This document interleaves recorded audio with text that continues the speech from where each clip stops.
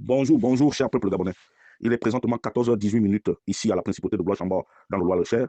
Je suis votre humble serviteur, le docteur Wilfried Okumba Kamitatou Léni Dandogo, et nous sommes le mardi 20 mai 2025. En ce début d'après-midi, je dépose mes valises chez Madame Laurence Ndang, ministre de la Chasse, de la Pêche, et porte-parole du gouvernement de la 5e République. Madame Ndang, veuillez me recevoir chez vous. Madame Ndang, vous savez ce que le peuple gabonais a subi hier de la part de nos frères guinéens, équato-guinéens, nous a affaiblis, nous a humiliés. Nous avons été humiliés. Et nous comprenons que ça ne peut pas vous toucher parce que vous n'avez rien à voir avec le Gabon. Vous êtes une Camerounaise de père et de mère, donc lorsque le Gabon est en difficulté, ça ne vous dit absolument rien. Puisque que le Gabon gagne ou que le Gabon perd un tel procès, vous n'avez aucun remords. Madame Laurence Ndong, lorsque j'ai vu votre perruque, cet assemblage de mèches apparaître devant le grand écran de notre chaîne nationale, à un moment donné, j'ai pensé que vous veniez démissionner le ministre des Affaires étrangères et annoncer des poursuites judiciaires sur un certain Guiro Satangarino et une certaine Marie-Madeleine Borancho. Malheureusement, vous avez encore doublé de duplicité en venant nous servir un communiqué laconique dans lequel vous prétendez que la Cour internationale de justice a rendu des conclusions qui étaient favorables au Gabon, notamment celles relatives à l'appartenance des villes de Mongomo et des Bébéines pour la partie gabonaise. Madame Ndong, j'ai écouté, j'ai relu les conclusions de la Cour internationale de justice. À aucun moment, je n'ai vu une telle erreur, une telle horreur, allais-je dire. Mais madame, vous savez, le Gabon est un pays béni de Dieu. Et nous savons que nous méritons les dirigeants que nous-mêmes nous avons choisis. Dans cette affaire, le président de la République, chef de l'État, chef du gouvernement, M. Brice Clotaire Oligui Nguema, a été largement trompé par des collaborateurs véreux. Connaissant la faiblesse devant l'argent de l'élite politique gabonaise, et surtout de nos intellectuels, les rumeurs les plus folles laissent entendre que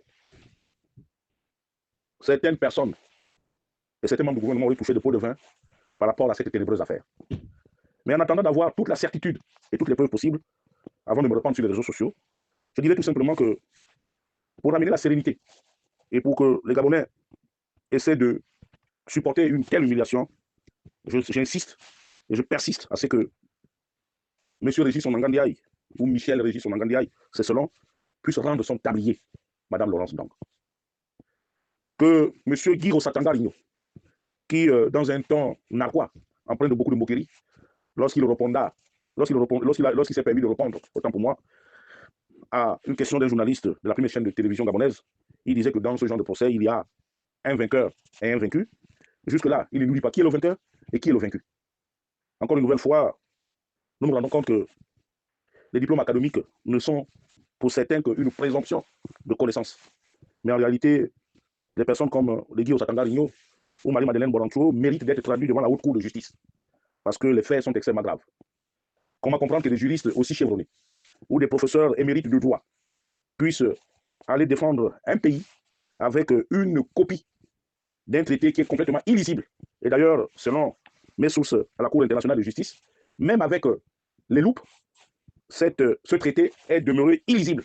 Donc, le verbiage fait par le sieur Rosatanga Rigno et Mme Borancho lors de la plaidoirie concernant cette ténébreuse affaire n'était que l'arbre qui cachait la forêt. Ils avaient déjà certainement empoché l'argent de la trahison.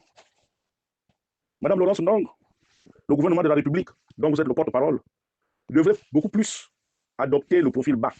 Lorsqu'on a échoué, quelque part, on se tait et on ne dit rien, on ne raconte pas des sornettes.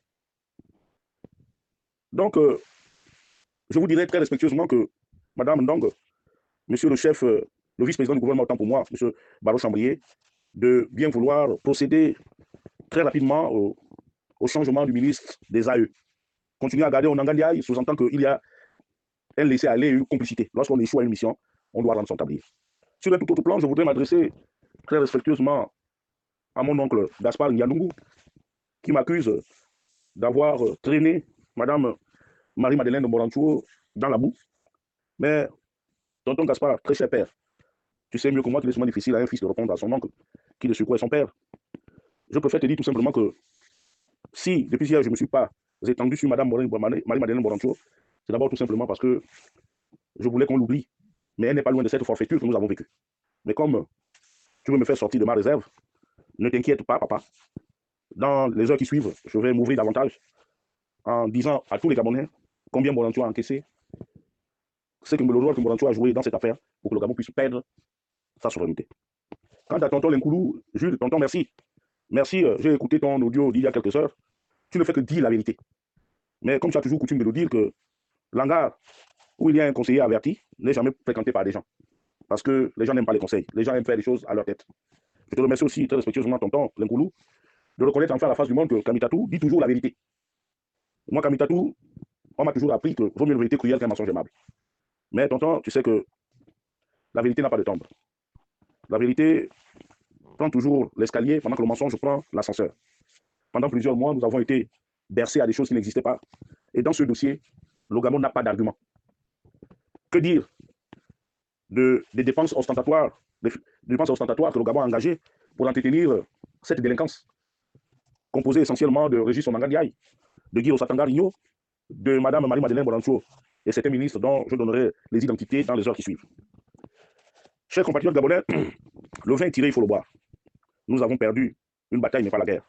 C'est pour cela que je propose que des diplomates chevronnés comme les Jules Ogoué-Banja, les Jean-Christophe Ngoubi, les Jean Ping, même s'il a quelques problèmes de santé, doivent reprendre en main cette affaire. Et je crois que l'avocat qui nous a fait mordre la poussière n'est autre que Mme Lucie Bourtoumieux, qui a toujours été dans ce dossier et qui avait même sollicité du président, le feu le grand maître, Omar Bongo Ndimba, un règlement à l'amiable. Est-ce que le règlement à l'amiable est encore possible à partir du moment où les instances internationales ont déjà rendu leur verdict? Donc, devant ce qui se passe et ce qui s'est fait, je pense que faisons le deuil et reprenons nos esprits pour la reconstruction de notre pays. Nous avons perdu une partie du territoire par la légèreté des sieurs Guy Osatangarigno, Michel Régis Omangandiaï et Marie-Madeleine Bonancho.